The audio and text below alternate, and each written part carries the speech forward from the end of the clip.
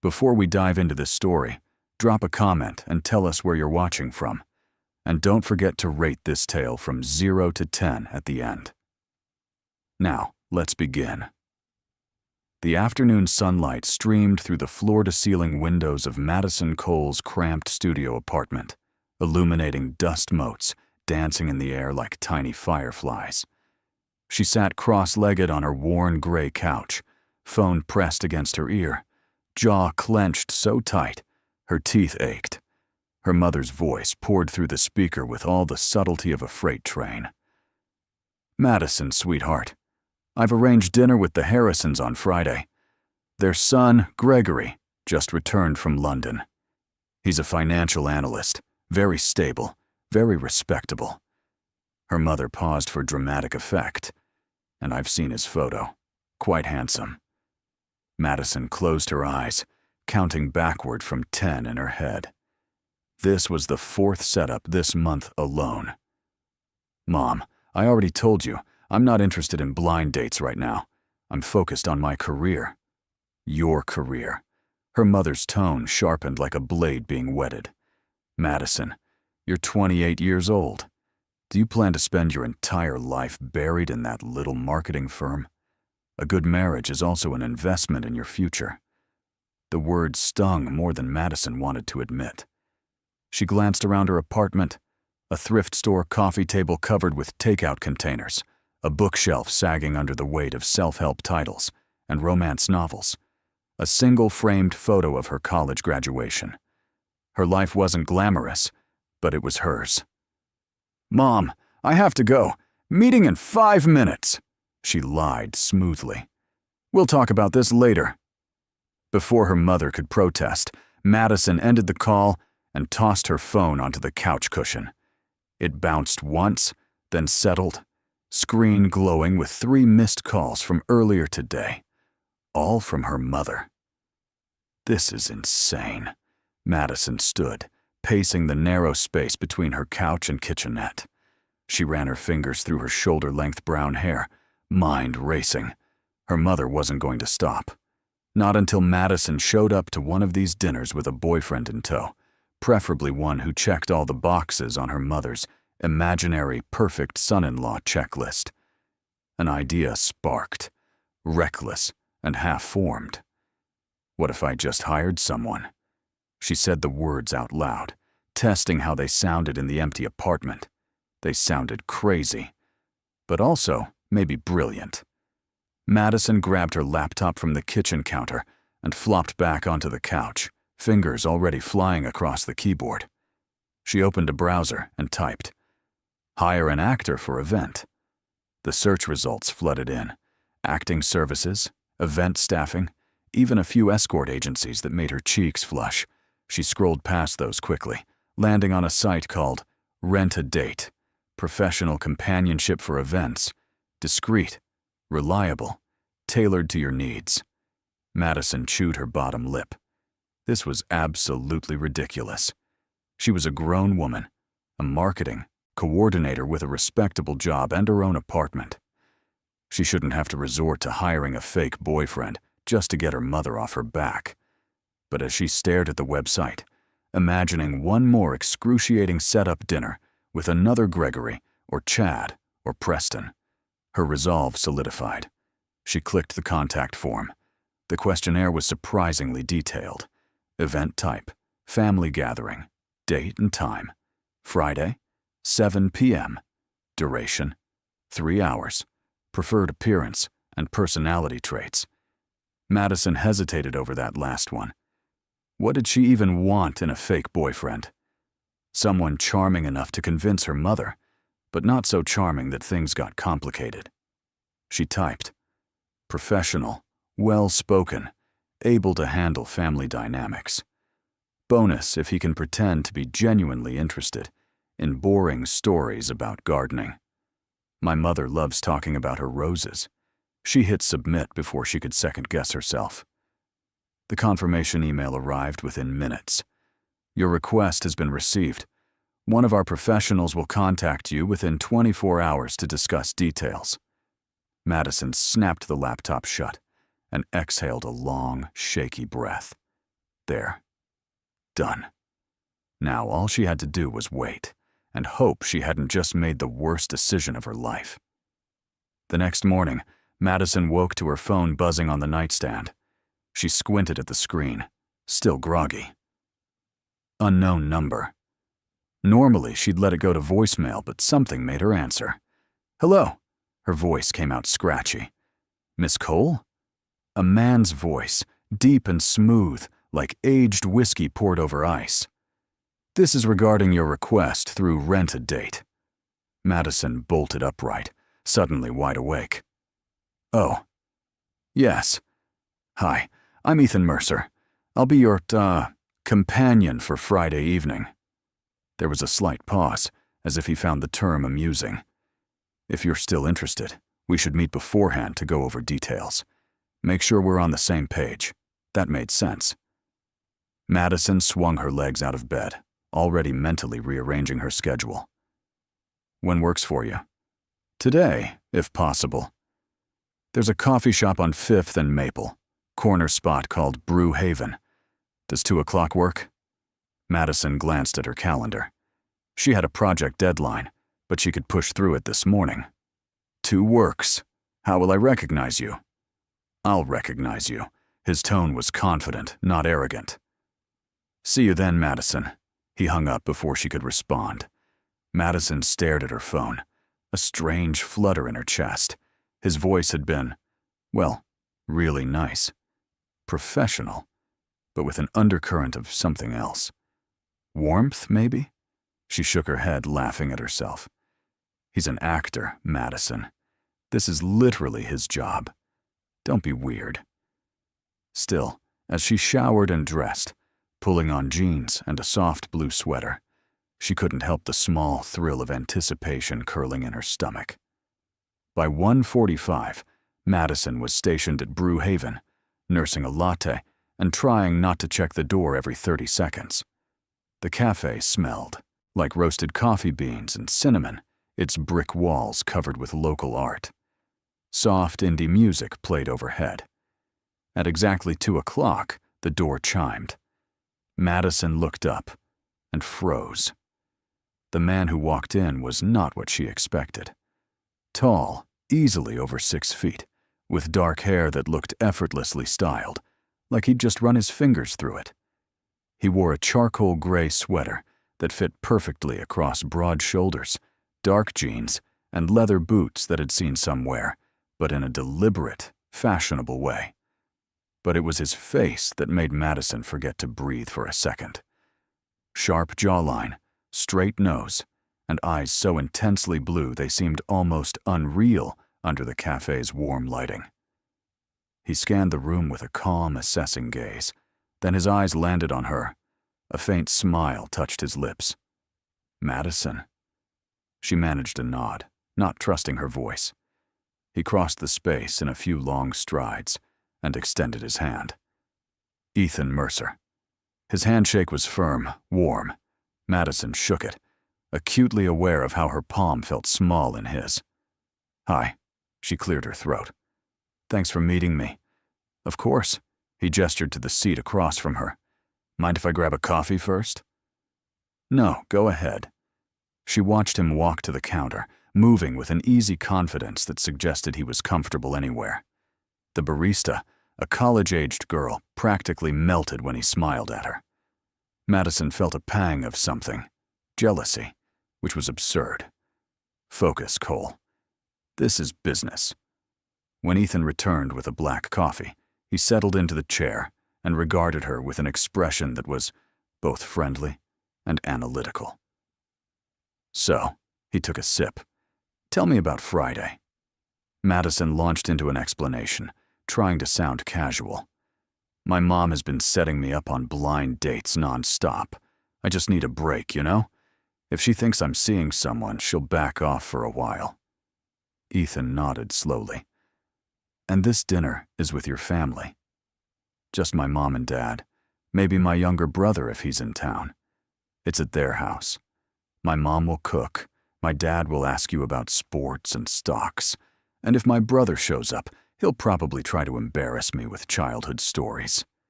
Ethan's smile widened. Sounds like a typical family dinner. What's the story? How did we meet? Good question. Madison had thought about this. Maybe we met at a work event? I'm in marketing.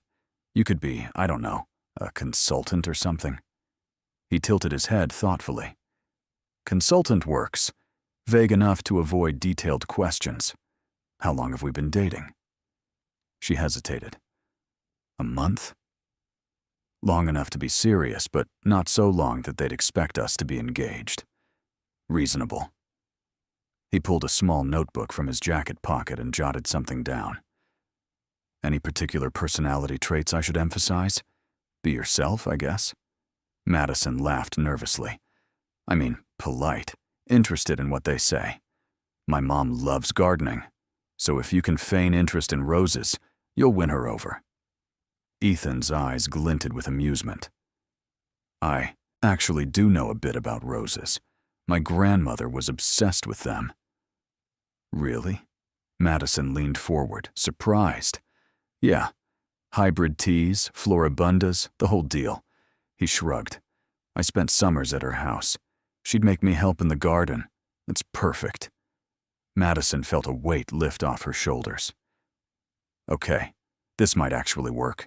They spent the next 30 minutes going over details. Madison's parents' names, Robert and Diane. Her job at Fletcher Marketing. Her brother, Jason, who was a med school student. Ethan listened intently, occasionally asking clarifying questions, and Madison found herself relaxing. He was easy to talk to, not at all the awkward stranger she'd feared. At one point, Ethan leaned back, studying her. You seem nervous. Madison laughed, a little self-conscious. Is it that obvious? A little. But it's understandable. He set his coffee down. For what it's worth, I think you're doing the right thing. Sometimes family pressure needs, well, creative solutions. Thanks. She met his gaze, and for a moment, something unspoken passed between them. Then Ethan glanced at his watch. I should get going. But I'll see you Friday. I'll pick you up at 6:30. That works. She gave him her address. As they stood to leave, Ethan paused. Madison? Yeah? He smiled, and it was genuine, reaching his eyes. Try not to worry too much. We'll make it convincing. She watched him walk out of the cafe, that same confident stride carrying him into the afternoon sunlight. Madison sat back down, her latte now cold, and exhaled slowly. Okay, this is happening. Friday arrived faster than Madison anticipated. She spent the morning obsessing over her outfit, finally settling on a simple burgundy dress that was nice enough for a family dinner, but not so fancy that her mother would read into it. She paired it with low heels and delicate gold earrings. By 6:15, she was pacing her apartment, checking her reflection in every available surface. At 6:28, her intercom buzzed. Madison jumped, then pressed the button. Hello. It's Ethan. Her stomach did a small flip. Come on up. She unlocked the door and waited, smoothing her dress for the 100th time. When Ethan appeared in the hallway, Madison's breath caught. He wore a navy blazer over a crisp white shirt, dark slacks, and polished shoes. He looked like he'd stepped out of a magazine spread. You look great. He said it simply, but his eyes confirmed the compliment. Thanks. So do you. She grabbed her purse, trying to ignore the flutter in her chest. Ready? As I'll ever be.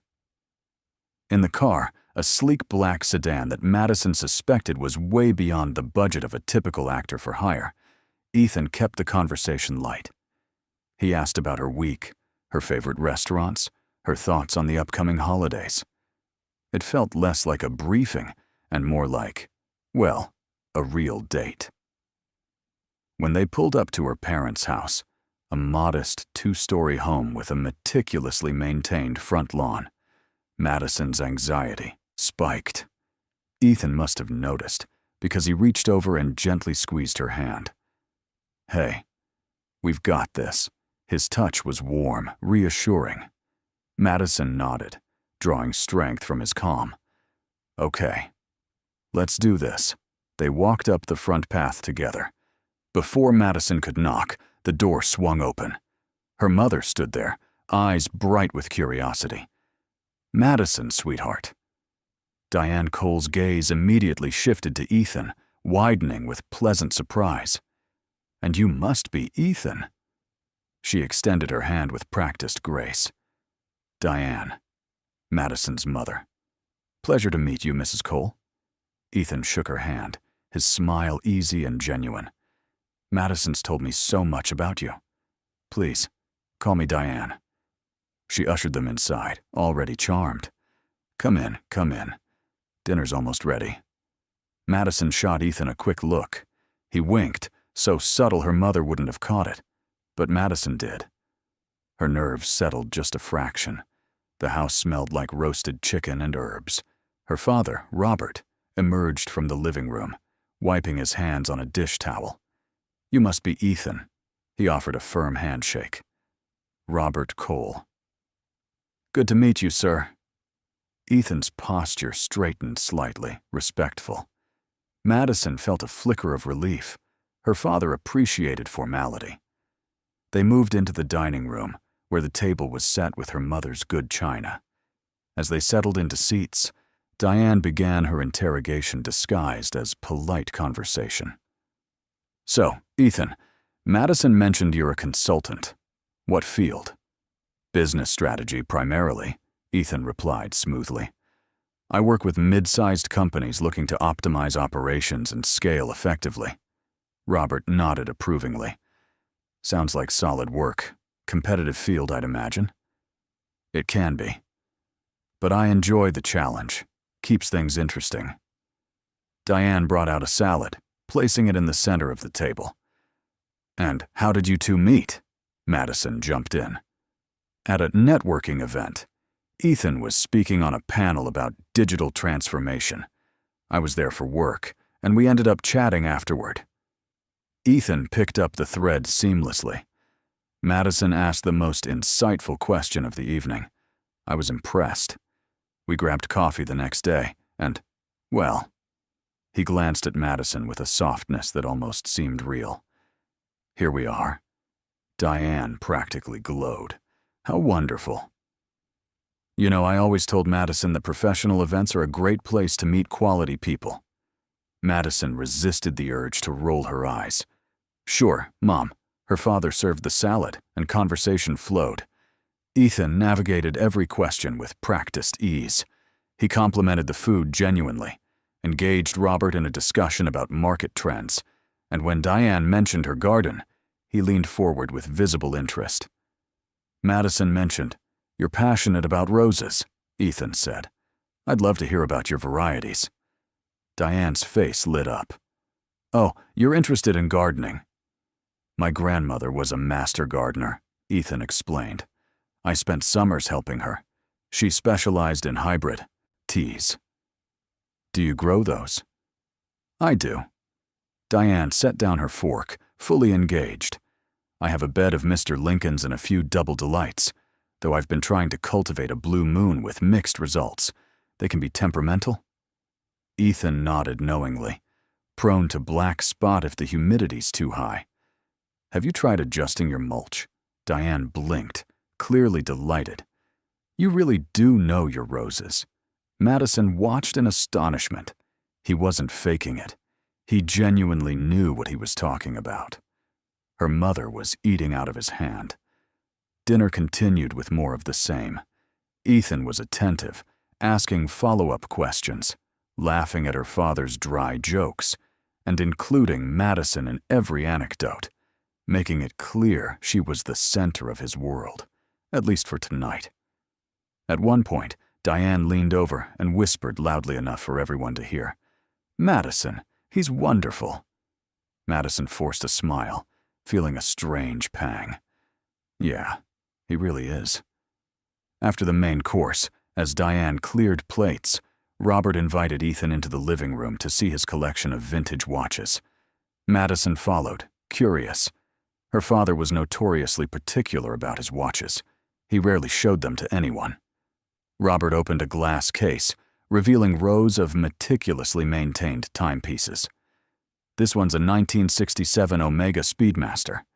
He handed it to Ethan carefully. Ethan examined it with respect, turning it over to admire the craftsmanship. Beautiful piece. The Hetzalite crystal, original bracelet? Robert's eyes gleamed. You know watches? A bit. My grandfather collected them. I inherited his Rolex Submariner, 1973. Robert let out a low whistle. That's a classic. You take care of it. Like it's made of gold. Ethan grinned, which, to be fair, parts of it are. Robert laughed, a sound Madison rarely heard. I like this guy, Madison. Madison's chest tightened. Me too, Dad. As they returned to the dining room, Diane brought out dessert, homemade apple pie with vanilla ice cream. The conversation turned lighter. Diane shared stories from Madison's childhood, much to Madison's embarrassment, and Ethan listened with genuine amusement. When she was 7, Diane recounted, Madison decided she wanted to be a detective. She spent an entire week following the mailman, convinced he was stealing letters. Ethan laughed, glancing at Madison. Did you crack the case? Madison groaned. He wasn't stealing anything. I just didn't understand how mail worked. Ethan's laughter was warm, infectious. That's adorable. As the evening wound down, Diane walked them to the door. Thank you so much for coming, Ethan. You're welcome here anytime. Thank you for having me, Diane. He shook her hand again, then Robert's. It was a pleasure. Madison hugged her parents, and as she and Ethan walked back to the car, she felt her mother's eyes on them from the doorway. Once they were inside the car, Madison let out a long breath. Oh my God. Ethan glanced at her, amused. That bad? No, that was perfect. She looked at him, incredulous. You were perfect. My mom is probably already planning our wedding. He chuckled, starting the engine. Your family's nice. Really, I wasn't just saying that. Thanks. Madison leaned back in her seat, exhausted, but also strangely exhilarated. And thank you for, pulling that off. You made it easy. Ethan's voice was softer now. They drove in comfortable silence for a while, street lights casting intermittent glows across the dashboard. Madison found herself stealing glances at him. This stranger who'd seamlessly inserted himself into her life for one evening and made everything feel effortless. When they reached her apartment, Ethan parked and turned to face her. So, do we need a follow-up? Or is this a one-time gig? Madison hesitated. Her mother would definitely ask about Ethan again. Maybe one more dinner, just to seal the deal? Ethan's lips curved into that faint smile. Sure, let me know when. Madison opened the door but paused. Ethan. Yeah? Why do you do this? The actor for hire thing? He was quiet for a moment, his expression unreadable. Let's just say everyone has their reasons. His tone was light, but something flickered in his eyes, something deeper. Madison wanted to press, but she sensed now wasn't the time. Okay. Well, good night. Good night, Madison. She watched him drive away, standing on the sidewalk until the taillights disappeared. The next morning, Madison woke to a barrage of texts from her mother. Sweetheart, Ethan is absolutely lovely. Your father couldn't stop talking about him. When are you bringing him over again? Maybe for Sunday brunch? Madison groaned into her pillow. This was exactly what she'd hoped for, and yet now it felt complicated. She typed back a vague response. I'll check his schedule and let you know. Love you, Mom. At work, Madison found it impossible to concentrate. Her mind kept drifting back to Friday night. The way Ethan had seamlessly charmed her parents, the warmth in his eyes when he looked at her, that brief touch of his hand before they'd walked into the house. Stop it, Cole! she scolded herself, staring at a spreadsheet that might as well have been written in hieroglyphics. He's an actor. This is his job. You paid him to be charming. But the thought felt hollow. There had been moments, fleeting, barely perceptible, where it seemed like Ethan wasn't acting. Like when he'd laughed at her mother's story, or the quiet way he'd said she made it easy. Madison shook her head and forced herself back to work. By Wednesday, her mother had called twice more, pushing for another dinner. Madison finally relented and texted Ethan. "My mom wants a repeat performance. Sunday brunch at 11. Are you available?" His response came within minutes. "I'll be there. What's the dress code?" "Casual.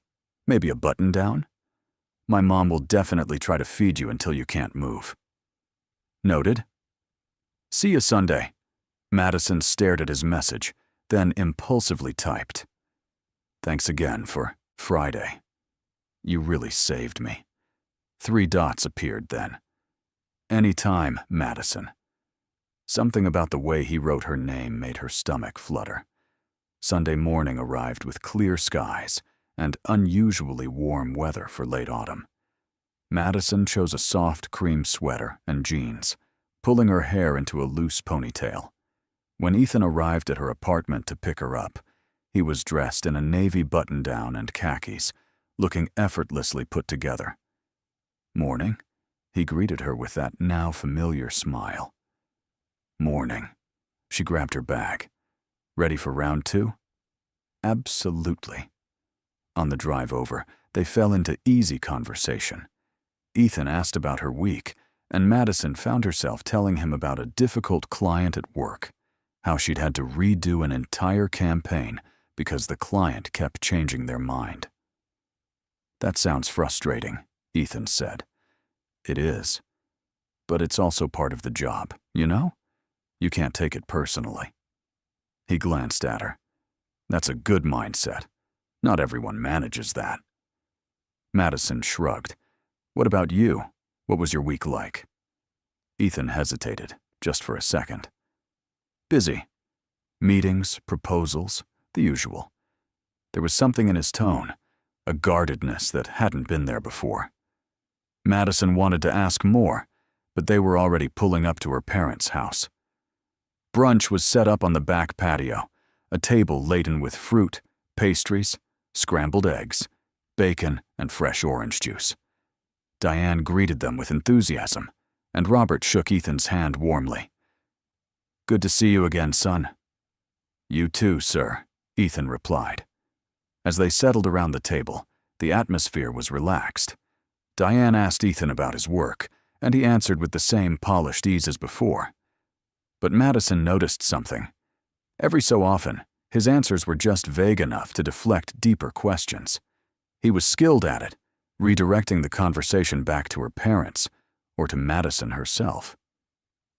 After they'd eaten, Robert suggested Ethan join him in the garage to look at his vintage motorcycle.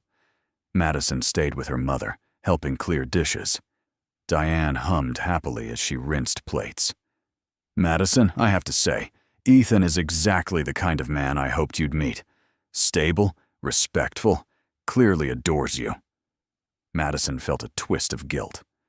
"Mom, it's still early. Don't start planning anything crazy. I'm not planning anything." Diane's tone was innocent, but her eyes sparkled.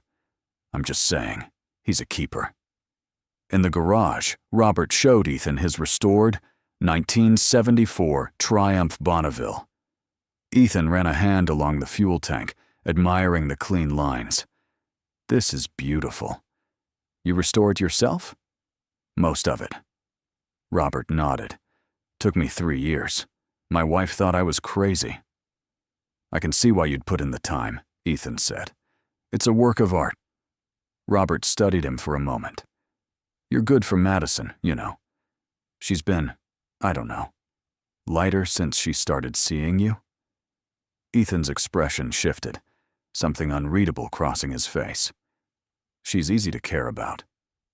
"That she is." Robert clapped him on the shoulder. "Just don't hurt her." "I won't, sir," Ethan's voice was firm, but even as he said it, a shadow of something, guilt maybe, flickered in his eyes. When they left an hour later, Madison felt the same strange mix of relief and confusion. In the car, she turned to Ethan. "You were great again. My dad actually likes you, which is rare." Ethan smiled, but it didn't quite reach his eyes. "Your family's wonderful, Madison." She studied him. "Are you okay? You seem, I don't know, a little off." "I'm fine." He said it quickly, too quickly. "Just tired. Work's been intense." "Okay." Madison didn't push, but the unease lingered.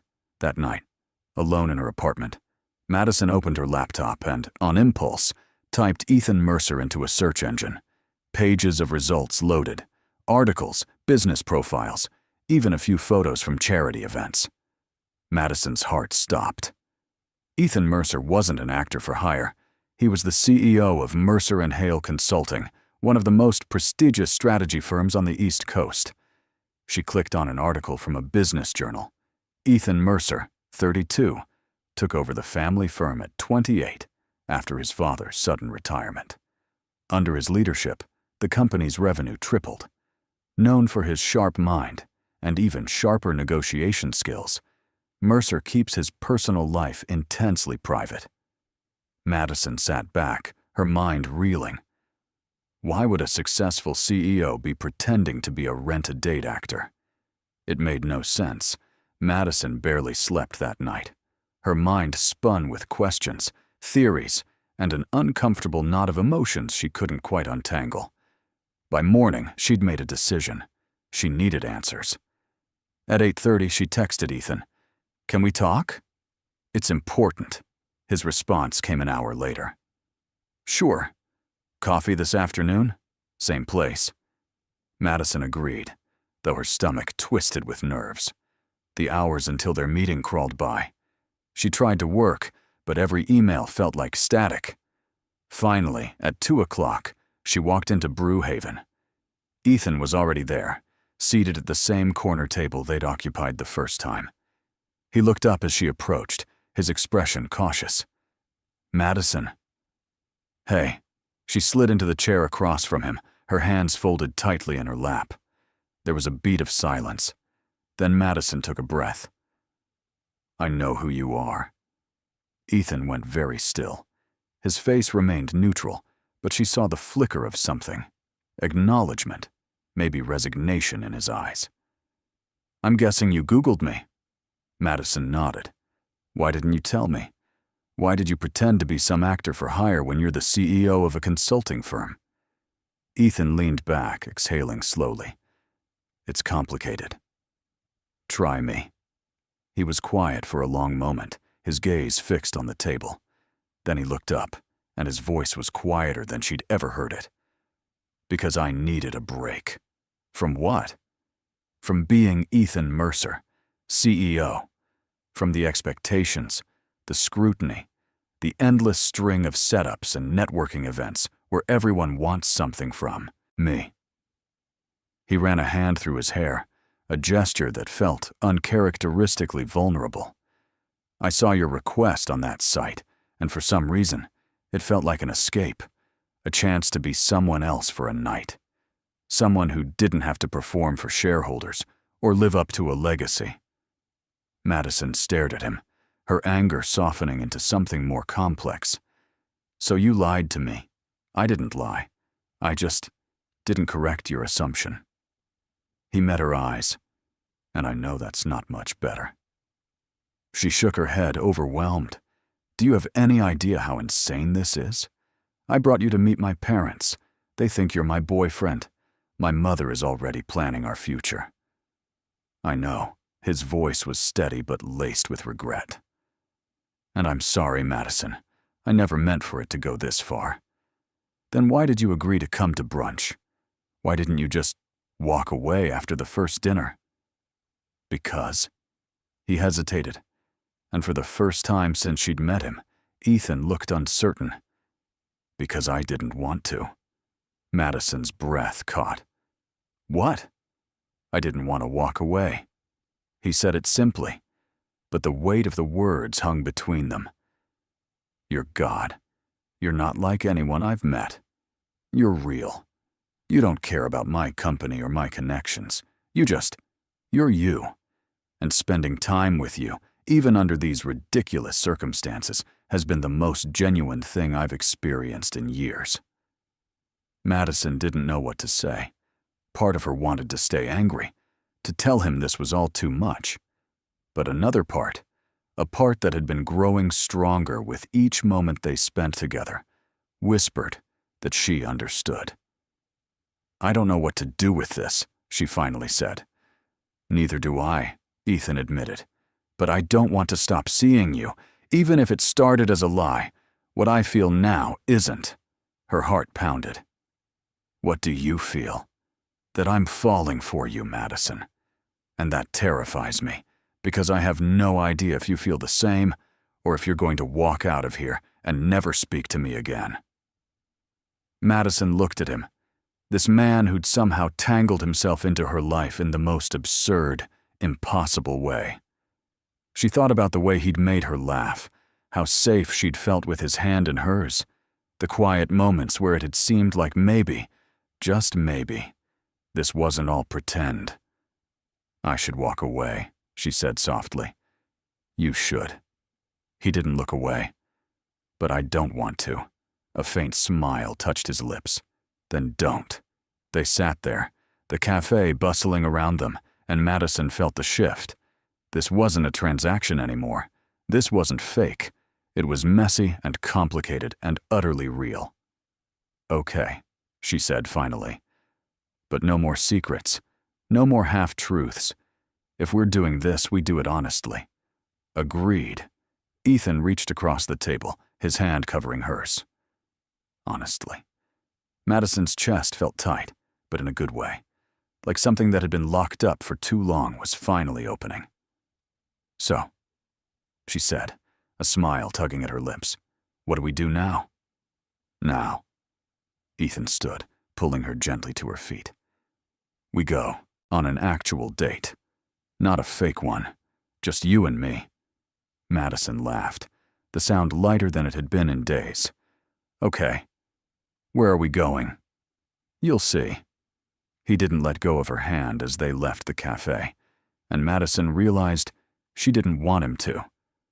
Whatever this was, wherever it was going, she was ready to find out.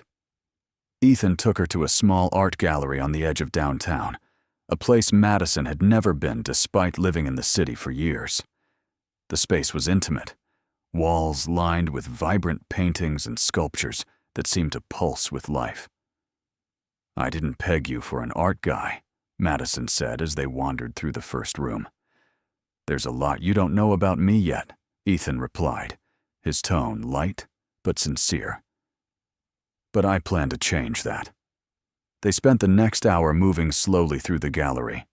Ethan pointed out pieces he liked, explaining why a particular brushstroke or color choice resonated with him. Madison found herself captivated, not just by the art, but by him. This version of Ethan, relaxed, thoughtful, unguarded, was different from the polished man who'd charmed her parents. This was real. At one point, they stopped in front of a large, abstract painting, swirls of deep blue and gold that seemed to shimmer under the gallery lights. What do you see? Ethan asked. Madison tilted her head, considering. I don't know. Maybe hope? Like something breaking through darkness. He looked at her, his gaze intense. That's exactly what the artist intended. How did you know? I didn't. Madison shrugged. I just felt it. Ethan smiled, and it was soft, genuine. They left the gallery as the sun began to set, the sky painted in shades of orange and pink. Ethan suggested dinner at a small Italian restaurant tucked away on a quiet side street, the kind of place with checkered tablecloths and candles and wine bottles, cozy and unpretentious. Over plates of pasta and glasses of red wine, they talked. Really talked. Ethan told her about growing up under the weight of his family's expectations, how his father had groomed him from childhood to take over the business. "There was never a question of what I'd do with my life," he said, twirling his fork absently.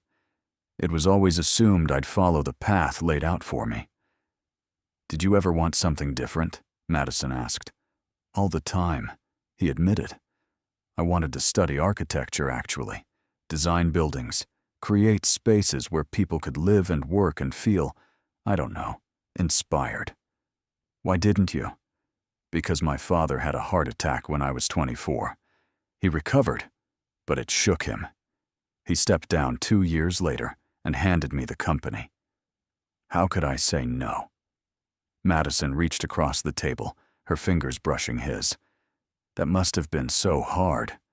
"It was. But I've made peace with it." "Mostly." He looked at her. "What about you? What's your dream?" Madison laughed softly. "Nothing as grand as architecture. I want to do work that matters, you know. Right now, I'm helping companies sell products, which is fine. But I'd love to work on campaigns for nonprofits or social causes, something that actually makes a difference." "That's not small, Madison." Ethan's voice was firm. "That's important." She smiled, warmth spreading through her chest. "Thanks." As they finished dinner, Ethan insisted on walking her home despite the fact that his car was parked in the opposite direction. "I don't mind," he said, when she protested. "I like spending time with you." They strolled through the city streets, the evening air cool and crisp. Madison found herself telling him stories from college, embarrassing moments and small victories. Ethan listened, laughing in all the right places, his presence steady and comforting. When they reached her building, Madison hesitated on the front steps. "So?" She turned to face him. This was a real date. It was. "Does that mean there'll be a second one?" Ethan stepped closer, his voice dropping. "If you'll have me." Madison's heart raced. "I think I can manage that." For a moment, they just stood there, the space between them charged with something unspoken. Then Ethan reached up, gently tucking a strand of hair behind her ear. "Good night, Madison." "Good night, Ethan." She watched him walk away, a smile playing on her lips. Inside her apartment, she leaned against the door and let out a breath she didn't realize she'd been holding. This was real, and it was terrifying and exhilarating, all at once. The following week blurred into a series of stolen moments.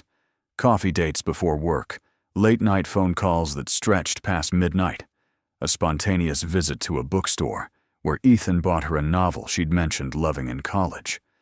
Madison felt herself falling, quickly and helplessly, in a way she hadn't since she was a teenager. But reality had a way of intruding. On Thursday, Madison's mother called. "Sweetheart, your father and I were talking. We'd love to have Ethan over for Thanksgiving. It's only a few weeks away, and we thought it would be nice to spend the holiday together." Madison's stomach dropped. "Mom, I don't know if that's—" "Oh, please." Diane's tone turned pleading. "He's practically part of the family already. And I promise, no pressure. Just good food and good company." Madison sighed. "I'll ask him." Later that evening, she brought it up to Ethan over the phone. "My mom wants you to come to Thanksgiving." There was a pause. "Madison, You don't have to," she said quickly. "I know it's a lot." "I want to." Ethan's voice was steady. "But there's something you should know first." Her pulse quickened. "What?" "I have to attend a charity gala next Saturday. It's a big event, lots of press, business associates, and I'd like you to come with me, as my real girlfriend." Madison's breath caught. "You want me to go public? With us?" "Yes," he said simply. "But I understand if that's too much, too fast." It wasn't too fast. If anything, Madison wanted to shout it from the rooftops. But the idea of stepping into his world, the scrutiny, the expectations, was daunting. "Can I think about it?" "Of course." Take all the time you need." That night, Madison lay awake, staring at the ceiling. Going to the gala meant crossing a line. It meant their relationship would no longer be a private, fragile thing. It would be real in the most public way possible. But wasn't that what she wanted? The next morning, she texted Ethan, "I'll go." His response was immediate. "Thank you. I promise, I'll be right there with you the whole time." The gala was held at a grand hotel downtown, the kind with marble floors and crystal chandeliers that looked like frozen waterfalls. Madison wore a floor-length emerald dress she'd borrowed from a friend, her hair swept up in an elegant twist. When Ethan picked her up, his eyes widened. "You look stunning," she flushed. "You clean up pretty well yourself." He wore a tailored black tuxedo, and Madison thought, not for the first time, that he could have walked straight out of a James Bond film. At the gala, they were immediately swept into a whirlwind of introductions. Business moguls, philanthropists, local celebrities. Ethan kept his hand on the small of her back, a steadying presence as cameras flashed and people smiled with varying degrees of sincerity. "Madison, this is Gregory Hale, my business partner." Ethan introduced her to a tall man with graying hair and a sharp suit. "Gregory, this is Madison Cole." "Pleasure." Gregory shook her hand, his gaze assessing. "Ethan's told me a bit about you." "All good things, I hope," Madison replied, smiling. "Mostly." Gregory's lips twitched. Throughout the evening, Madison felt the weight of curious stares. She overheard whispers, fragments of speculation. "Who is she? I've never seen her before. Ethan Mercer with a girlfriend? That's new." Ethan seemed oblivious, or at least unbothered. He introduced her to everyone with pride, his attention never wavering from her. During a quiet moment, they stood by the balcony overlooking the city. "You doing okay?" Ethan asked softly. Madison nodded. "Yeah, it's just a lot." "I know." He turned to face her. "But you're handling it beautifully." "Thanks." She leaned against the railing. "Can I ask you something?" "Of course." "Why me?" Madison looked up at him. "You could have anyone. Why go through all this trouble for someone like me?" Ethan's expression softened. "Because you're not anyone, Madison. You're you. And that's more than enough." Her eyes stung with unexpected tears. She blinked them away, laughing softly. "You're going to make me cry in this very expensive dress," he grinned. "Can't have that." Later, as they danced to a live orchestra, Madison rested her head against his chest, the steady rhythm of his heartbeat grounding her. This is real, she thought. This is really happening. And for the first time in a long time, she allowed herself to hope. The days following the gala passed in a golden haze. Madison found herself smiling at random moments, her phone lighting up with texts from Ethan throughout the day, photos of his coffee, because apparently he'd taken her advice to try a caramel latte, links to articles he thought she'd find interesting, simple messages like, "Thinking about you." It was the kind of attention that felt effortless and sincere, and Madison soaked it in. But on Tuesday morning, reality crashed back in. Madison was at her desk, reviewing a campaign proposal, when her phone rang. The screen displayed her mother's name. "Hey, Mom, what's up?" "Sweetheart, I have the most wonderful news." Diane's voice was bright with excitement. "I ran into Patricia Langley at the grocery store this morning. You remember her? She's on the board at Mercer and Hale Consulting." Madison's stomach dropped. "Oh?" "Yes. And she mentioned that her company is run by an Ethan Mercer." Diane paused, clearly waiting for Madison to connect the dots. "I showed her a photo of you and Ethan from Sunday, and she confirmed it's the same man." "Madison, why didn't you tell me your boyfriend is a CEO?" Madison closed her eyes, her pulse pounding. "Mom, this is incredible." Diane steamrolled ahead.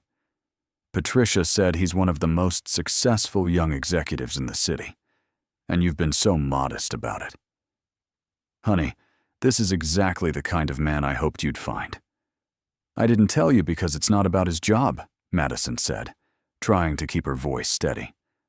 I like him for who he is, not what he does. Of course. But still, this is wonderful. Oh, your father is going to be so pleased. Her mother hung up a moment later, leaving Madison staring at her phone in dread.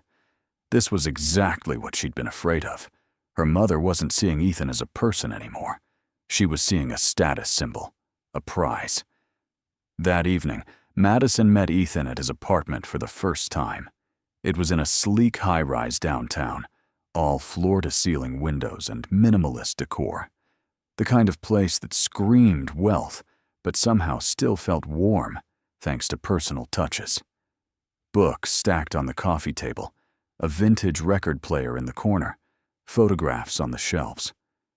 Nice place, Madison said, setting her bag down. Thanks. He poured them each a glass of wine. It's too big for one person, honestly, but I haven't gotten around to downsizing. They settled on the couch, and Madison hesitated before bringing up her mother's call. So, my mom found out who you really are. Ethan's expression shifted. How? She ran into someone from your company, showed them a photo. Madison sighed. Now she's over the moon because I'm dating a successful CEO, and it's not what I wanted. I didn't want her to see you as some kind of trophy. Ethan set his glass down, his gaze serious. Madison, I'm sorry. I never wanted to complicate things with your family.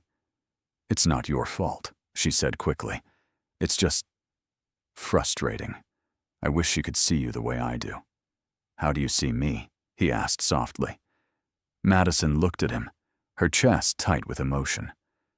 As someone kind, someone who listens and makes me laugh and doesn't make me feel like I have to be anything other than myself. Ethan reached for her hand, threading his fingers through hers. That's all I want to be for you.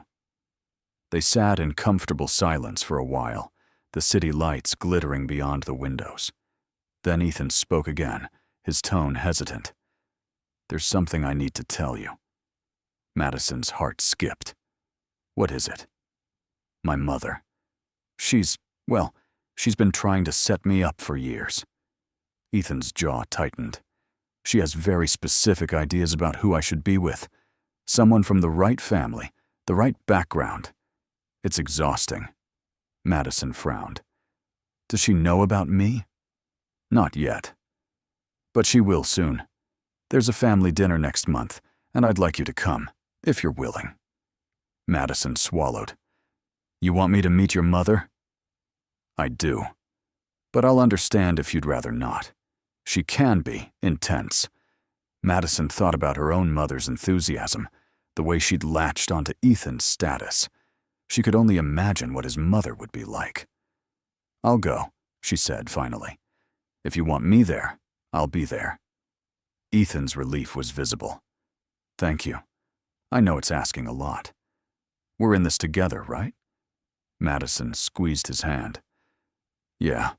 He smiled, leaning in to kiss her forehead. Together. Thanksgiving arrived faster than Madison expected. She and Ethan drove to her parents' house early in the morning, the car filled with the scent of the pumpkin pie Madison had baked the night before. You didn't have to do that, Ethan said, glancing at the pie on her lap. Are you kidding? Madison laughed. Showing up empty-handed to a Diane Cole Thanksgiving is a cardinal sin. Fair enough. The day unfolded with surprising ease. Diane was in her element, bustling around the kitchen, while Robert commandeered the television to watch football.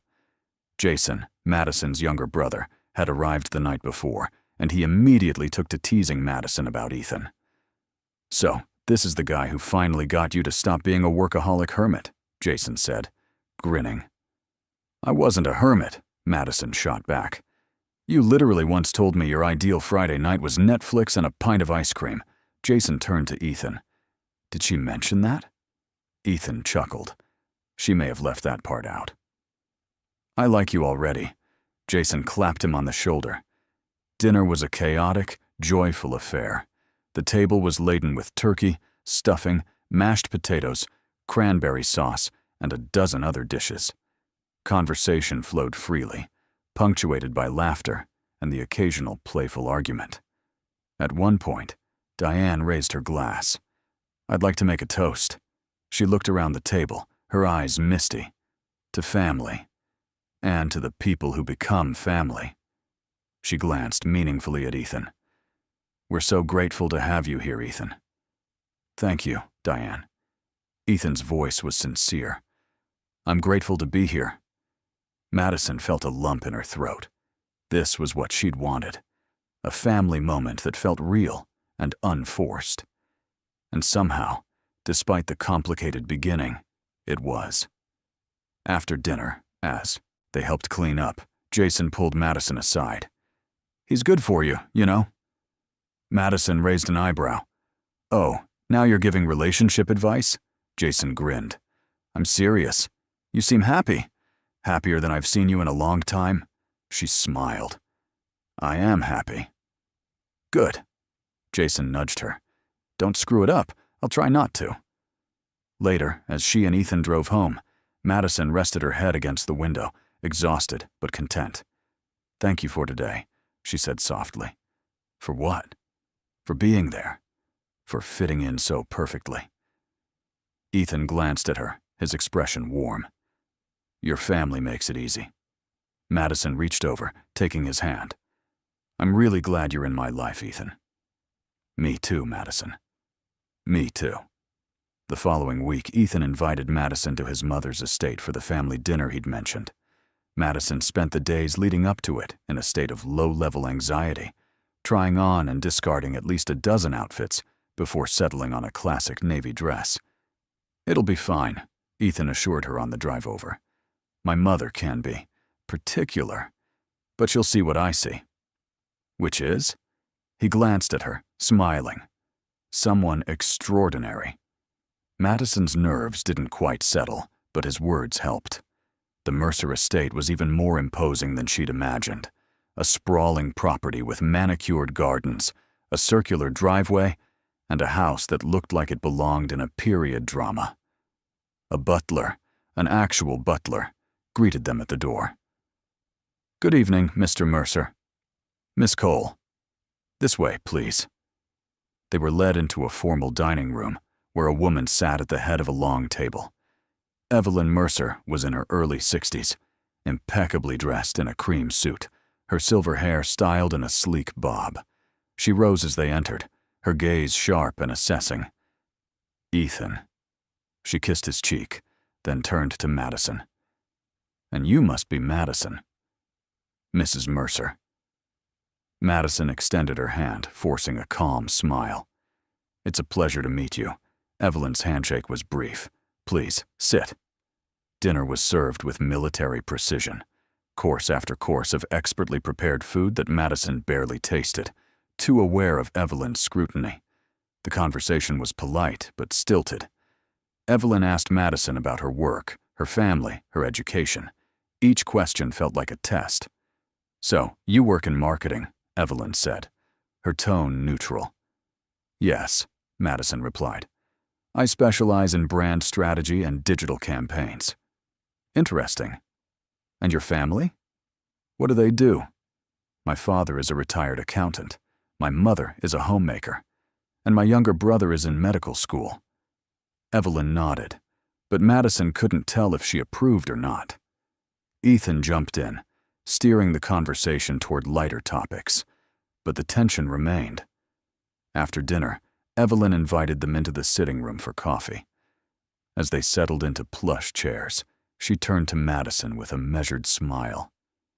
Madison, I hope you understand that Ethan's position comes with certain expectations. Public scrutiny, social obligations. It's not an easy life, I understand, Madison said carefully. Evelyn's gaze didn't waver. Do you? Because the women in Ethan's life have often found the pressure overwhelming. Mom, Ethan's voice was firm. That's enough. I'm simply being honest, Evelyn replied coolly.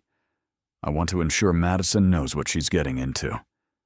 Madison met Evelyn's eyes, her own resolve hardening. Mrs. Mercer, I appreciate your concern, but I'm not here because of Ethan's position or his company. I'm here because I care about him, and if that means navigating scrutiny or pressure, then I'm willing to do it. A beat of silence, then Evelyn's expression softened, just slightly. Well, she set down her coffee cup. That's a better answer than I expected. The rest of the evening passed more smoothly. Evelyn even shared a few stories from Ethan's childhood, and by the time they left, Madison felt like she'd survived a trial by fire. In the car, Ethan let out a long breath. I'm sorry about that. She was testing you, I figured. Madison leaned back in her seat. Did I pass? He reached for her hand, with flying colors. Madison smiled, though her heart was still racing. Your mother is intimidating. She is. But she also respects strength, and you showed her that. When they reached Madison's apartment, Ethan walked her to the door. Thank you for tonight, he said quietly, for handling my mother with grace, and for not running away screaming. Madison laughed. The night's not over yet. I might still run. He grinned, then his expression turned serious. Madison, I know this is all a lot. My world, my family, the expectations. But I want you to know that you're worth it. All of it. Her throat tightened. Ethan, I'm falling in love with you. He said it simply, his eyes locked on hers. And I don't want to waste any more time pretending I'm not. Madison's breath caught. She'd felt it too. The undeniable pull. The certainty that this was something real and rare. I'm falling in love with you too, she whispered. Ethan cupped her face in his hands and kissed her, slow and deep and filled with promise. When they finally pulled apart, Madison was breathless. So, she said, her voice shaky. What now? Now. Ethan smiled. We figure it out together. Over the next few weeks, they settled into a rhythm. Madison started attending events with Ethan more regularly, growing more comfortable in his world. She met his colleagues, navigated awkward questions from the press, and even won over a few skeptical society matrons with her wit and warmth. But it wasn't all glamorous galas and champagne. There were late nights when Ethan was buried in work, and Madison felt the ache of his absence. There were moments when the scrutiny felt suffocating, when a tabloid ran a photo of them with a headline speculating about their relationship. One evening, after a particularly brutal day, Madison called him from her apartment. I don't know if I can do this, her voice cracked. Do what? Ethan's concern was immediate. This, the attention, the expectations. Today, someone at work asked if I was only dating you for your money. It made me feel dirty. Madison, listen to me. His voice was steady. I don't care what anyone says. You and I know the truth. That's all that matters. But what if it's not enough? What if this world just keeps tearing us apart? Then we fight for it, Ethan said firmly, because you're worth fighting for. Madison closed her eyes, tears slipping down her cheeks. I'm scared. I know. So am I. But I'm not giving up on us. Are you? No, she whispered. No, I'm not. Good. Because I love you, Madison, and I'm not going anywhere. Those words, spoken with such conviction, anchored her. I love you too. That weekend, Ethan surprised her with a trip to a cabin upstate. No press, no obligations, just us, he said. They spent 2 days hiking through snow-dusted trails, cooking meals together, and talking late into the night by the fireplace. It was the kind of peace Madison had been craving, and it reminded her why she'd fallen for him in the first place. On their last night, as they sat wrapped in blankets on the porch, watching stars blanket the sky, Ethan turned to her. "I've been thinking. About? Us. Our future." Madison's heart skipped. "What about it?" "I want you in it," he said simply. "Not just as my girlfriend, but as my partner. In everything." Madison looked at him, emotion swelling in her chest. "I want that too." He kissed her, and in that moment, surrounded by silence and stars, Madison felt something she hadn't felt in a long time. Certainty. When they returned to the city, life resumed its hectic pace, but something had shifted. Madison felt more grounded, more confident in their relationship. She no longer questioned whether she belonged in Ethan's world. She was building her place in it. One afternoon, Ethan called her with unexpected news. "I have a proposition for you." Madison set down her coffee, intrigued. "I'm listening." "You know that non-profit campaign you mentioned wanting to work on? What if I told you Mercer and Hale is launching a philanthropic initiative, and we need someone to lead the marketing strategy?" Madison's breath caught. "Are you serious?" "Completely.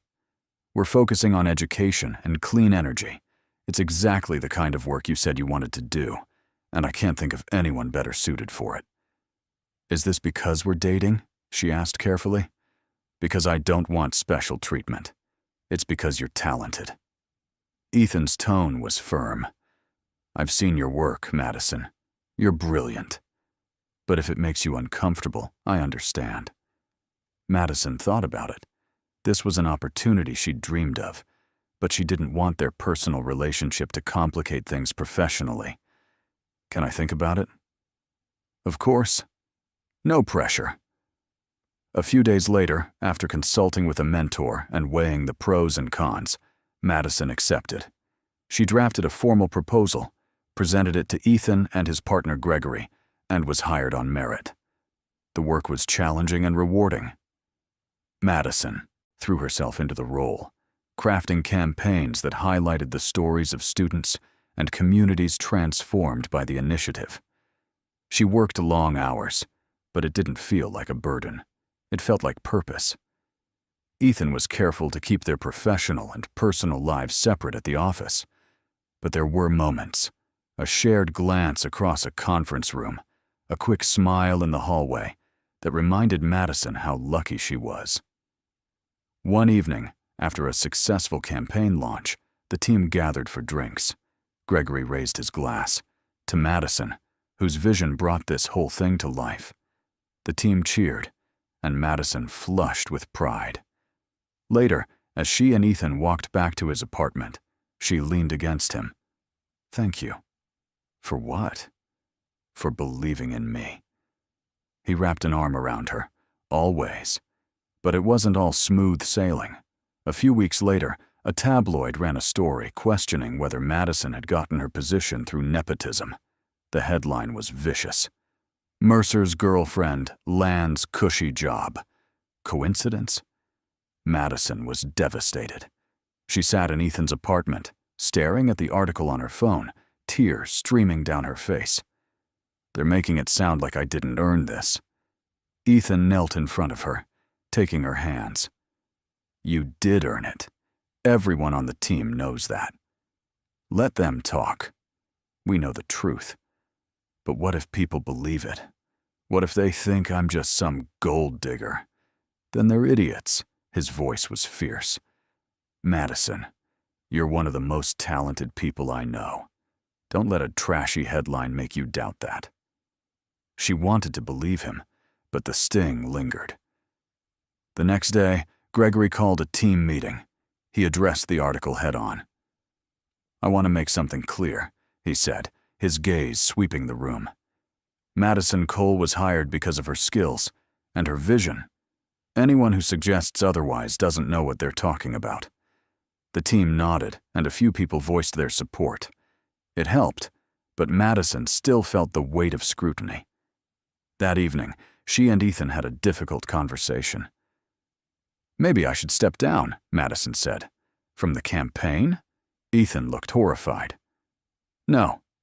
Madison, it would make things easier. For you, for the company. I don't care about easier, he said firmly. I care about what's right. And you stepping down because of some baseless article is not right.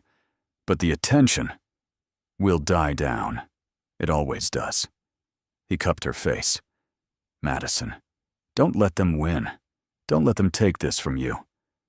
She closed her eyes, leaning into his touch. It's hard. I know. But you're stronger than you think. And I'm here. I'm not going anywhere. His words steadied her, and she made a decision. She wouldn't step down. She'd keep working, keep proving herself, until no one could question her place. Months passed. The campaign was a resounding success, earning praise from industry leaders and media outlets. Madison's confidence grew, and the negative headlines faded into background noise. One evening in early spring, Ethan took her to the rooftop of his building. The city stretched out below them, lights twinkling like a mirror of the stars above. "What are we doing up here?" Madison asked, shivering slightly in the cool breeze. Ethan handed her his jacket, then took her hands. "Madison Cole," he began, his voice steady but emotional. "When I met you, I was pretending to be someone else, someone simpler, less burdened. But you saw through all of that. You saw me." Madison's heart pounded. "Ethan, you've challenged me, inspired me, and made me want to be better." He reached into his pocket and pulled out a small velvet box. "And I don't want to spend another day without you." He opened the box, revealing a simple but stunning diamond ring. "Madison, will you marry me?" Tears spilled down her cheeks. "Yes," she whispered. "Yes, of course." Ethan slipped the ring onto her finger, then pulled her into a kiss that felt like a promise, a beginning, and everything in between. When they finally pulled apart, Madison laughed through her tears. "So, I guess this means my mom officially won," Ethan grinned. "She's going to be insufferable, isn't she?" Absolutely. But Madison didn't care, because standing there, wrapped in Ethan's arms with the city glowing around them, she knew this was exactly where she was meant to be. The engagement sent ripples through both their lives. Madison's mother was, as predicted, over the moon. She called at least 3 times a day with ideas for the wedding, from venues to floral arrangements to guest lists that seemed to grow exponentially. "Sweetheart, we simply must book the grand ballroom at the Ashford Hotel," Diane insisted during one particularly lengthy call. "It's where the mayor's daughter got married." Madison, sitting at her desk trying to work, rubbed her temples. "Mom, Ethan and I haven't even set a date yet." "Well, you should. These things book up fast." "I'll think about it," Madison promised, desperate to end the call. Meanwhile, Ethan's mother, Evelyn, had warmed to Madison considerably since their first meeting. She even invited Madison to lunch one afternoon at an upscale restaurant downtown. "I'll admit," Evelyn said over a glass of white wine, "I had my doubts initially. But you've proven yourself, Madison, not just to me, but to Ethan. And that's what matters." "Thank you, Mrs. Mercer," Madison replied, genuinely touched. "Please, call me Evelyn." She smiled, a rare softness in her eyes. "You're going to be family soon." The wedding planning was a whirlwind. Madison and Ethan tried to keep things simple, but between their family's expectations and the public interest in their relationship, simple proved elusive. They compromised on a medium-sized ceremony at a historic estate outside the city, elegant but not ostentatious. Madison chose her best friend, Sophie, as her maid of honor. Sophie, who'd been with her through every stage of this wild journey, hugged her tightly when she asked, "I can't believe this started with you hiring a fake boyfriend." Sophie laughed. "And now look at you."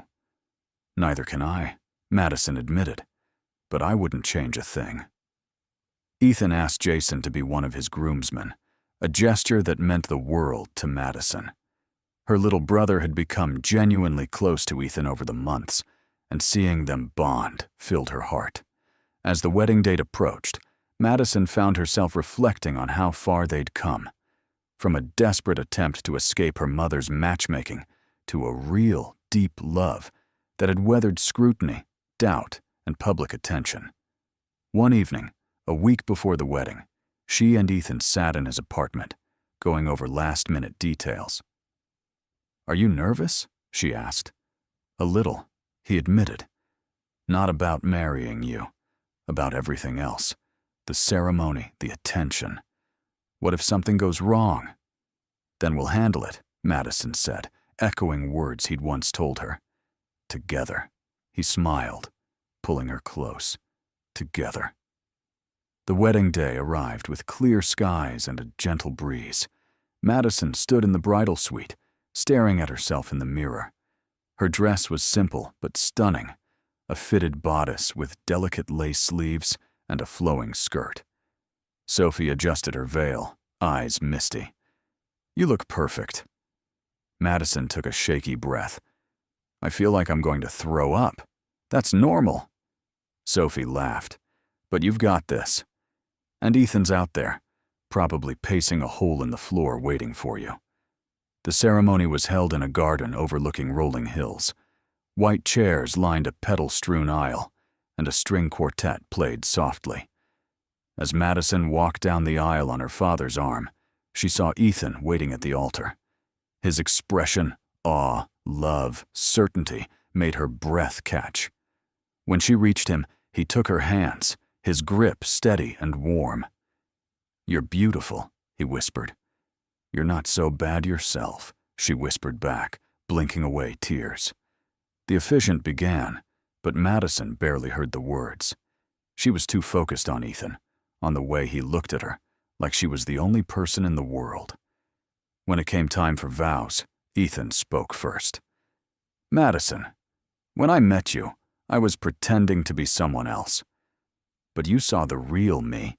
You challenged me, supported me, and loved me in a way I didn't think was possible.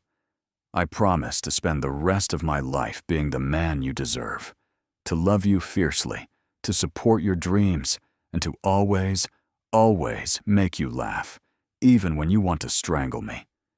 The guests chuckled, and Madison wiped at her tears, smiling. "Ethan," she began, her voice trembling. "I hired you to be my fake boyfriend because I was desperate and a little bit crazy. But you became so much more than that. You became my partner, my best friend, and the love of my life.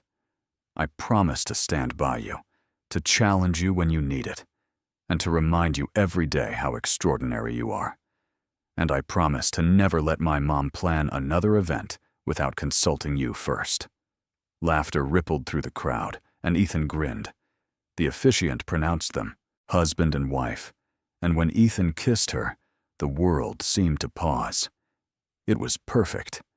The reception was a blur of toasts, dancing, and laughter. Madison's father gave a heartfelt speech about watching his daughter grow into a remarkable woman. Jason roasted both of them with embarrassing stories. And Gregory, Ethan's business partner, surprised everyone by tearing up during his toast. "I've known Ethan for years," Gregory said, "and I've never seen him as happy as he is with Madison. So Madison, thank you for bringing out the best in him. And Ethan, don't screw this up." The night ended with Madison and Ethan swaying on the dance floor under a canopy of string lights. "This is perfect," Madison murmured, her head on his shoulder. "It is." Ethan agreed. "But it's not the end, Madison. It's just the beginning." She looked up at him, her heart full. "Then I can't wait to see what comes next." They honeymooned in Italy, 2 weeks of wandering through cobblestone streets, sipping wine in vineyard, and losing themselves in the beauty of a country that felt like a dream. When they returned, they settled into married life with surprising ease. They bought a house together, a charming place with a backyard perfect for future barbecues, and maybe, someday, kids. Madison continued her work with Mercer and Hale's philanthropic initiative, her campaigns earning national recognition. Ethan supported her every step of the way, never once overshadowing her accomplishments. And on quiet nights, when they curled up on the couch with a movie and a bowl of popcorn, Madison would catch herself smiling. Because this simple, beautiful life was everything she'd never known she wanted. One evening, a year after their wedding, Ethan came home with a mischievous grin. "What?" Madison asked, suspicious. "I have a surprise."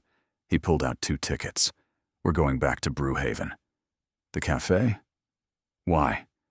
"Because that's where it all started. And I think we should commemorate it." Madison laughed, shaking her head. "You're ridiculous. And you love me for it?" "I do," she said softly. "I really do." They drove to Brewhaven on a crisp Saturday afternoon, nostalgia wrapping around them like a warm blanket. The cafe looked exactly as it had that first day. Brick walls adorned with local art, the scent of coffee and cinnamon thick in the air. They ordered the same drinks, lattes for Madison, black coffee for Ethan, and sat at the same corner table. "Do you remember what you thought when you first saw me?"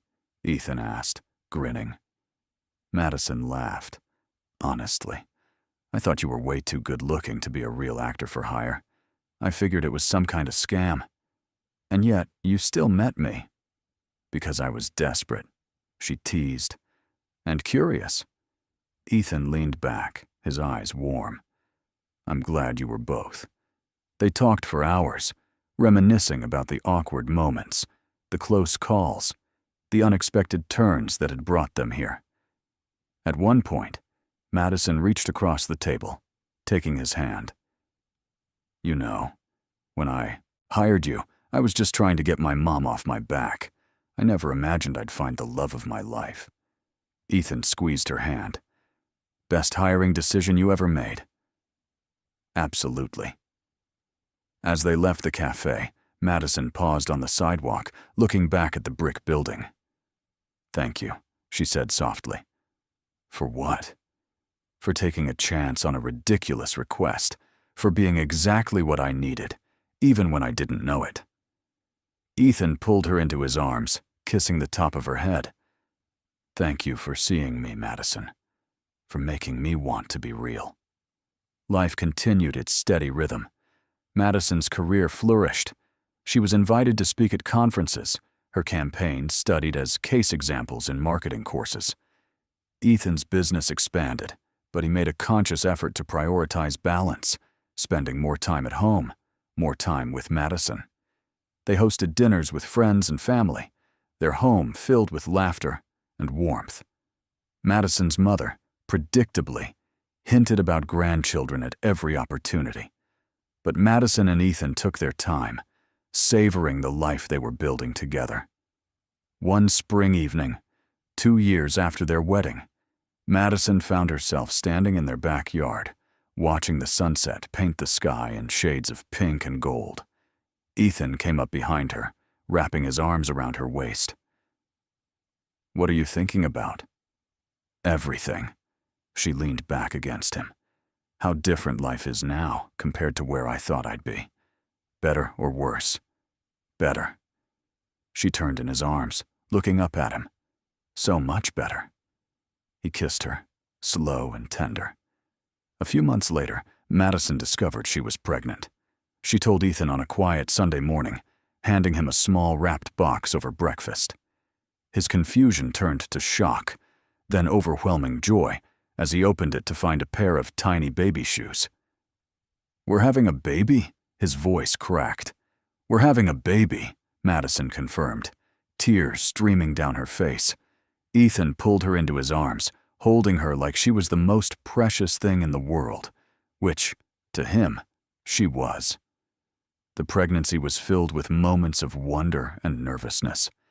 Ethan was attentive to the point of being overbearing, constantly asking if Madison needed anything, if she was comfortable, if she wanted him to rearrange his schedule. "I love you, but you need to relax," Madison told him one evening as he fluffed pillows for the 3rd time. I can't help it, he admitted. I just want everything to be perfect. It already is, she assured him. Their daughter, Lily, was born on a snowy December morning.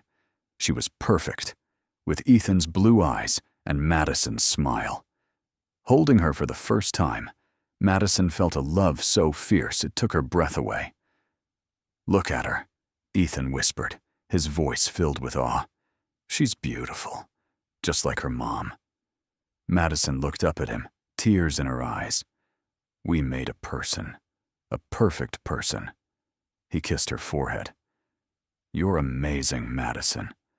Life with Lily was chaotic and exhausting, and more fulfilling than Madison could have imagined. Sleepless nights, endless diaper changes, the overwhelming responsibility of caring for another human. But through it all, she and Ethan were a team. One evening, when Lily was 6 months old, Madison sat in the nursery rocking her daughter to sleep. Ethan stood in the doorway, watching them with a soft smile. "What?" Madison whispered. "Just thinking about how lucky I am," he said quietly.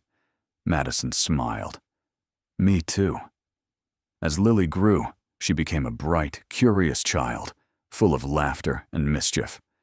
Madison often caught glimpses of Ethan in her, the way she tilted her head when she was thinking, the stubborn set of her jaw when she didn't get her way.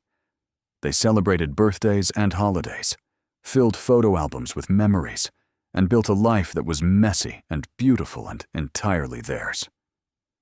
One evening, when Lily was 3, Madison found an old photo on her phone. It was from that first dinner at her parents' house, Ethan looking polished and confident, Madison smiling nervously beside him. She showed it to Ethan. "Look how far we've come." He studied the photo, then looked at her. "Best decision I ever made. Pretending to be your boyfriend? No, falling in love with you." Madison's heart swelled. "I love you, Ethan Mercer." "I love you too, Madison Mercer." Years passed, and their story continued to unfold. More milestones, more challenges, more joy. They weathered storms together, celebrated victories together, and built a life grounded in love and partnership. And every so often, when life got hectic and overwhelming, they'd steal away to Brewhaven, sit at their corner table, and remember where it all began. Because sometimes the best love stories start with a little bit of chaos, a dash of desperation, and a whole lot of serendipity. And theirs was proof that even the most unconventional beginnings can lead to the most beautiful endings. One autumn afternoon, nearly a decade after that first meeting at Brewhaven, Madison sat on the porch of their home, a blanket wrapped around her shoulders. Lily, now 9 years old, played in the yard with their golden retriever, Max, her laughter ringing through the crisp air. Their son, Benjamin, 3 years old, toddled around collecting leaves, his chubby hands full of bright reds and oranges. Ethan came outside carrying 2 mugs of hot cider, handing one to Madison before settling into the chair beside her. They sat in comfortable silence, watching their children play, the years having woven their lives into something neither could have imagined. That day, Madison typed her desperate request into a website. "Do you ever think about how this all started?" Madison asked, taking a sip of cider. "All the time," Ethan replied. "It feels like a lifetime ago." "It was a lifetime ago," she mused. "We were different people." "True, but I think we were always heading toward this." He gestured at the scene before them. "Maybe we just needed a little push, or a fake boyfriend service." Madison laughed. "Right. That." Ethan grinned, then his expression turned thoughtful. "You know, I never told you why I really responded to your request." Madison looked at him, curious. "I thought you said you needed an escape." "I did, but it was more than that." He set his mug down. "I saw your message, and something about you, felt different. Like maybe this wasn't just another transaction. Maybe it was a chance to be seen for who I really was, not what everyone expected me to be." And you were right, Madison said softly. I did see you. I still do. He reached for her hand, their fingers intertwining naturally. And you let me see you too. All of you. The good, the messy, the beautiful. They sat there, hands clasped, watching as Lily helped Benjamin stack leaves into a pile, then giggled as he jumped into them, scattering them everywhere. This is everything I never knew I wanted, Madison said, her voice thick with emotion. Ethan turned to her, his eyes full of love. Me too. Life hadn't been perfect. There had been arguments, late nights when work pulled them in different directions, moments when the weight of responsibility felt crushing. But through it all, they'd chosen each other. Every single day. Later that evening, after the kids were tucked into bed, Madison and Ethan sat in the living room, the fireplace crackling softly. Madison pulled out an old shoebox from the closet, one she'd kept hidden for years. "What's that?" Ethan asked. "Memories." She opened it, revealing a collection of keepsakes. The pen he'd given her, now worn from use. The invitation to the first gala they'd attended together. A pressed flower from their wedding bouquet. A photo of them at Brewhaven, taken by a stranger on one of their anniversary visits. Ethan picked up the photo, smiling. "We looked so young." "We were young?" Madison laughed. "And so clueless. Speak for yourself. I knew exactly what I was getting into." "Liar." She nudged him playfully. "Okay, maybe I didn't, but I figured it out pretty quickly."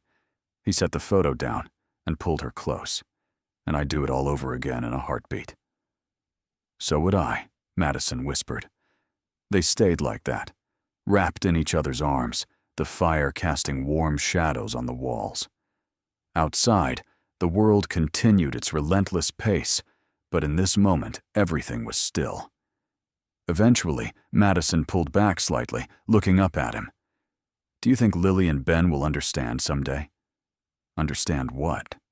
"How we met. The whole fake boyfriend thing." Ethan chuckled. "I think they'll find it hilarious. And maybe a little embarrassing. Definitely embarrassing." Madison agreed, but also kind of romantic, in a weird way. The best love stories usually are. As the fire died down and the night grew late, they climbed the stairs to their bedroom, moving through the familiar routine of their life together. And as Madison drifted off to sleep, Ethan's arm around her, she felt a profound sense of gratitude. For the twists of fate that had brought them together. For the courage to take a chance on something unconventional. For the love that had grown from the most unlikely beginning. Because in the end, it didn't matter how they started. What mattered was that they'd built something real, something lasting. And every day, they chose to keep building it. Together. The next morning, Madison woke to the sound of Lily and Benjamin giggling downstairs. She found them in the kitchen with Ethan, flour dusted across every surface as they attempted to make pancakes. "Daddy said we could surprise you," Lily announced proudly, holding up a lopsided pancake. "It's beautiful," Madison said, her heart full. Ethan met her eyes over the chaos, and they shared a smile that said everything words couldn't. This was their life. Messy, imperfect, absolutely beautiful. And it all started with a girl who needed a fake boyfriend and a man who needed to be real. As Madison sat down at the table, surrounded by the people she loved most, she whispered a silent thank you to that desperate, slightly crazy version of herself who'd taken a chance on a stranger from a website. Because that one decision, that leap of faith, had given her everything, and she wouldn't change a single moment. What did you think of their story? Share your thoughts in the comments on a scale from 0 to 10.